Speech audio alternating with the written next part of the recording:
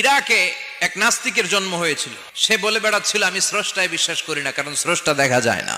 ইরাকের লোকেরা বলল আমাদের একজন ইমাম আছে, নাম নু'মান ইবনে সাবিত, যাকে আমরা আবু হানিফা বলে চিনি। সবাই বলল তুমি যে স্রষ্টারে খুঁজে পাও না, আমাদের ইমাম তোমারে স্রষ্টা দেখায় দিবে।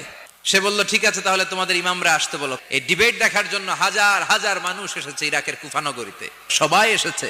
আসে নাই শুধু ইমাম আবু হানিফা। নাস্তিক কয় তগো ইমাম ডরাইছে। 1.5 ঘন্টা দেরি করে যখন উনি আসলেন, নাস্তিক বলে আপনার সাথে কোনো কথা নাই, আপনার তো সময়ের জ্ঞানই নাই।